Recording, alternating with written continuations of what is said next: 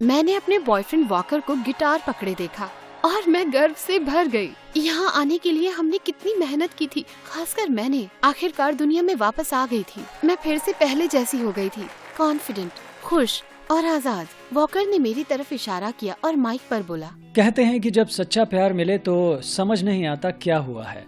और मेरी लेसी मेरे पास एक आंधी की तरह आई। बेब, ये गाना तुम्हारे लिए है। क्लब की हर लड़की बड़ी बड़ी आंखें खोले जलन से मेरी तरफ देख रही थी, जैसे उन्हें लगता था कि मैं उसे डिजर्व नहीं करती। सोचने दो उन्हें जो सोचना है, मुझे फर्क नहीं पड़ता। वेल, ये पूरा सच नहीं है, एक इंसान की सोच से फर्क पड़ता था।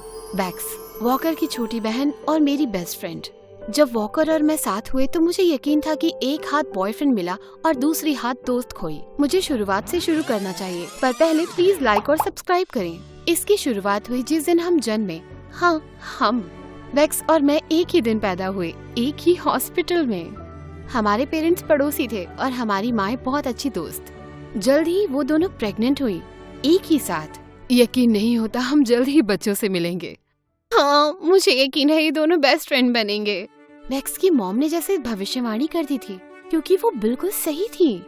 बैक्स मुझसे 17 मिनट पहले आई और हम तब से बेस्ट फ्रेंड्स हैं। वो मेरे साथ माँ के जैसा व्यवहार करती और बड़ी बहन होने का काम सीरियसली लेती। ये खिलौना हटाकर कुछ खा लेते हैं, पर मैं उससे खेल रही थी। तुमने रेनकोट रखा, बारिश हो सकती है। जब मैंने कहा कि हम सब कुछ साथ करते हैं, हम वाकई सब कुछ साथ करते थे। हम साथ डांस में जाते। लेसी, तुम इतनी फ्लेक्सिबल कैसे हो? तुम्हारे सामने मैं मूर्ति लगती हूँ। डबल जॉइंट्स होंगे मेरे। हम एक दूसरे के सबसे बड़े चीयर लीडर थे और एक दूसरे को सब कुछ बताते थे। मेरे पेरेंट्स कल रात फिर झगड़ रहे थे। मुझे डर है कि वो अलग हो जाएंगे। चिंता मत करो बेब, तुम्हारे डैड को कोई नई नौकरी मिलेगी और सब ठीक हो जाएगा। पर फिर एक दिन जब हम 13 साल के थे, मेरी दुनिया हमेशा के लिए बदल गई। बैक्स और मैं स्कूल से वापस आ रहे थे। हम क्रॉस वॉक पर थे कि तभी अचानक एक लाल गाड़ी तेजी से सिग्नल तोड़ती हुई आई। टक्कर लगने से पहले मुझे बस याद है मेटल और ग्लास की आवाज और जले हुए टायर की गंदी स्मेल, और फिर अंधेरा छा गया। जब आँख खुली तो देखा मैं हॉस्पिटल में थी। ओह हनी, अच्छा हुआ तुम ठीक हो। अगर तुम्हें कुछ हो जाता तो तुम्हारे बिना मैं जी नहीं पाती बेस्टी। स्वीटहार्ट, अब सब कुछ आराम से करना, तुम्हें ठीक होना होगा। और मैं ठीक हो गई। एक तरह से मेरा शरीर ठीक था, पर मेरी आत्मा हिल गई थी। पता नहीं क्यों, पर जब भी घर से निकलती थी तो बहुत डरती। दरवाजे से बाहर आते ही वो कार सुनाई देती और जली हुई रबर की स्मेल आती। एक ही पल में दुनिया छोटी हो गई थी। इकलौती जगह जहाँ मैं बिना होश खोए जा सकती थी, वो थी वो दीवार जो मेरे और बैक्स के घर को अलग करती थी। हर दूसरी चीज मुझे डर से जमा देती और मैंने स्कूल जाना भी छोड़ दिया था। बैक्स, आज हम मेरे घर पर ही रहे, मैं बाहर नहीं जा पाऊंगी। ओह ओके, जरूर। हाँ, कोई बात नहीं, मैं अपने प्लान कैंसिल कर दूंगी। बैक्स, तुम्हारे घर पर मूवी देखें? मैंने सोचा हम मॉल जाएंगे। मैं सच में कहीं नहीं जाना चाहती। शायद तब से बैक्स मुझसे नाराज रहने लगी और मुझे बुरा लग रहा था। मैं ऐसी होना नहीं चाहती थी। पूरी जिंदगी घर में बंद नहीं रहना चाहती थी, पर वहाँ सब सेफ लगता था, कम से कम मुझे तो। पर बैक्स, उसे शायद ये जेल लगती होगी। अब हम कुछ करते ही नहीं है। ये बोरिंग है लेसी। कितना कुछ है करने को, देखने को बाहर। मुझे शर्म आ रही थी। मेरे लिए इतना मुश्किल क्यों था बाहर जाकर एक नॉर्मल टीनेजर जैसे बिहेव करना। बैक्स, तुम चाहो तो पार्टी में चली जाओ, मैं यहीं रहूंगी। तुम्हें यकीन है? तुम आने की कोशिश तो करो, हम जल्दी आ जाएंगे। एक बार आज ट्राई कर लो मेरे लिए, क्या पता ये उतना बुरा ना हो जितना तुम्हें लगता है। पार्टी सुन के उतना ही मजा आया जितना एक बाथरूम धोने में आता है। पर मैंने वैक्स के लिए कोशिश करने का फैसला किया। मैं पसीने में भीग गई थी और पार्टी पर आकर मेरी धड़कन तेज हो गई थी। पर मेरे स्कूल के दोस्त मुझे देखकर खुश थे और मैं भी थोड़ा रिलैक्स करने लगी। मैं एक कोने में बैठ गई। डांस फ्लोर पर जाने की हिम्मत अभी भी नहीं थी। शायद वैक्स सही थी, ये उतना भी बुरा नहीं था। पर तभी ड्रिंक्स कैरी करता हुआ वेटर फिसला और सारा सामान तेजी से जमीन पर गिर गया। ग्लास टूटने की आवाज से मैं घबरा गई। मैं टेबल के नीचे घुसकर अपने हाथों से सर पकड़कर जोर से रोने लगी।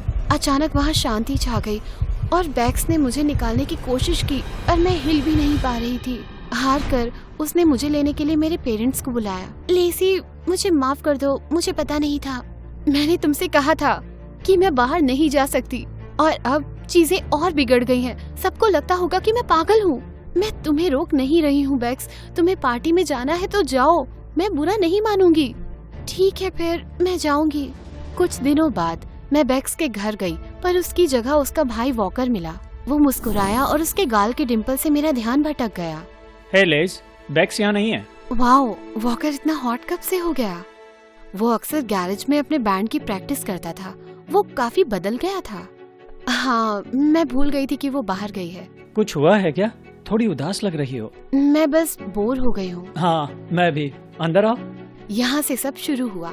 उस रात मैंने और वॉकर ने बातें की। मैंने बताया कि मुझे डर था एक और कार एक्सीडेंट का। मैंने कहा कि मैं अपने ही ख्यालों की कैदी हूँ। बताया कि मुझे बुरा लगता था कि बैक्स मेरी वजह से मजे नहीं करती, और पार्टी में जो हुआ वो भी। अपने आप को दोष मत दो। तुम्हारे साथ एक बड़ा हादसा हुआ था, ठीक होने में समय लगेगा। और बैक्स की तुम चिंता मत करो, वो तुम्हारी फ्रेंड है, हमेशा साथ देगी। वॉकर की बातें सुनकर अच्छा लगा।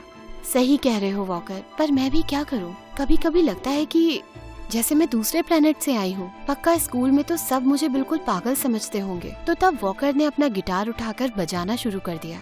जो सोचना है सोचने दो लोगों को, तुम बस अपने बारे में अच्छा सोचो। और बता दूं, मुझे लगता है तुम बहुत अच्छी हो। उसकी बात सुनकर मेरी धड़कनें थम गईं, और बहुत दिनों में पहली बार मुझे लगा मेरी बात सुनने वाला कोई है, जिसे मेरी परवाह हो, जो मुझे समझता हो। अगली बार जब बैक्स मिलने आई, मैंने वॉकर की बात करने की कोशिश की। तुम्हारे भाई को उस दिन पोर्च पर गिटार बजाते देखा। काफी अच्छा बजा लेता है और काफी क्यूट भी है। हाँ, अच्छा है वो, पर मेरे पेरेंट्स को लगता है कि ये छोड़कर उसे पढ़ाई पर ध्यान देना चाहिए। एक मिनट रुको, तुम्हें वो क्यूट लगता है? हाँ, बस थोड़ा सा नोटिस किया है। मेरी खिड़की से बुरा नहीं लगता वो। तुम्हें पता है ना, उससे दूर रहना है, क्योंकि पिछली बार जब उसने मेरी दोस्त को डेट किया था और फिर उसे छोड़ दिया, उसने मुझसे बात करना बंद कर दिया। इसलिए मैं नहीं चाहती वो मेरे किसी भी दोस्त के पास भटके। मुझे ये सब पता है बैक्स, चिंता मत करो। लेकिन फिर मैं बैक्स के जाने का इंतजार करने लगी, ताकि मैं वॉकर के साथ वक्त बिता सकूं। एक पल को लगा कि मैं उसे धोखा दे रही हूँ, लेकिन एक एहसास मुझे बांधे हुए था। एक ऐसा एहसास जो मुझे वॉकर की आंखों में दिखता था। और ज्यादा वक्त नहीं लगा, देखते ही देखते वॉकर भी इसी एहसास में बंध गया। इतने सालों में मुझे पता ही नहीं चला कि तुम इतनी कूल हो। बैक्स ने तो तुम्हें छुपा के रखा था। वॉकर और मैं अब और भी ज्यादा वक्त साथ में बिताने लगे थे। उसने मुझे बताया कि वो एक फेमस सिंगर बनना चाहता था, लेकिन उसे नहीं लगता था कि उसके परिवार में कोई उसे सपोर्ट करता है। लेकिन मैं करती हूँ। कोई तुम्हें नहीं बता सकता कि तुम्हें कौन से सपने देखने चाहिए वॉकर। तुम जो चाहो वो करो। मैं जानता हूँ कि मेरी बहन को ये बात अच्छी नहीं लगेगी, लेकिन मुझे लगता है कि तुम मुझे समझती हो। मुझे लगता है जैसे हमारा रिश्ता कुछ अलग है। वो आगे आया और एक ही पल में उसके होंठ मेरे होठों पर थे, और जो भी टेंशन मुझे फील हो रही थी सब धुंधली हो गई। मुझे सितारे दिखने लगे, मेरे घुटने जवाब दे रहे थे और मेरा सर घूमने लगा। वो तुम परफेक्ट हो। लेकिन मेरे दिमाग में बस एक ही बात चल रही थी, बैक्स हमें मार देगी। वॉकर, हम ये नहीं कर सकते। बैक्स मेरी बेस्ट फ्रेंड है। तो क्या, इसे यूं ही मत जाने दो। ये हमारे लिए अच्छा हो सकता है, क्या तुम्हें नहीं लगता? उसके हाथ मेरे गालों पर थे और मैं फिर उसकी आंखों में खो गई थी। एक और किस के लिए आगे बढ़ ही रही थी कि ये क्या चल रहा है यहाँ। मैंने वॉकर को ऐसे दूर किया जैसे कि वो आग हो। बैक्स, मैं समझा सकती हूँ। क्या समझाओगी?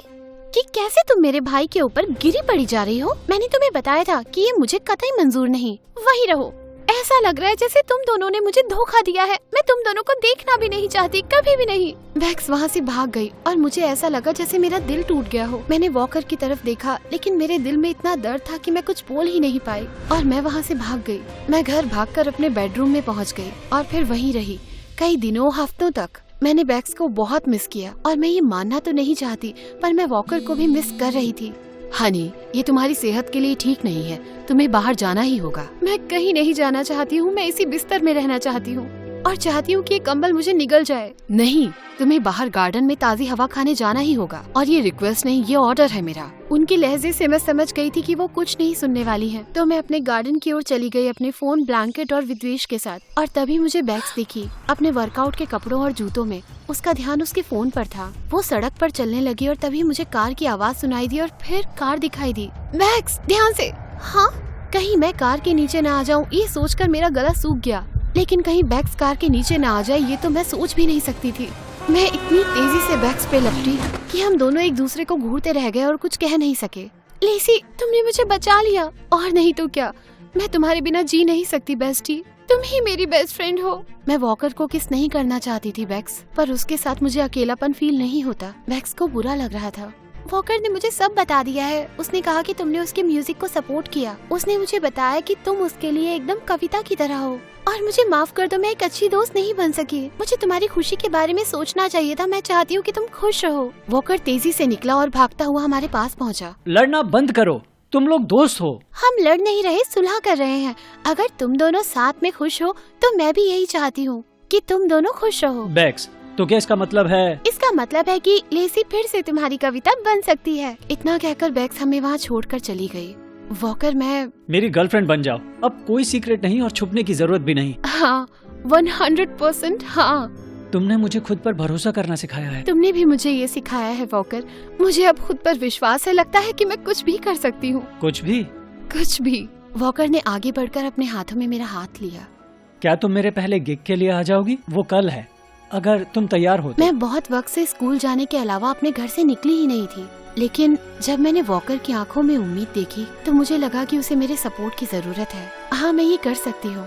मुझे लगता है मैं तैयार हूँ वॉकर। वॉकर ने मुझे अपनी बाहों में भरकर किस के लिए अपनी ओर खींचा।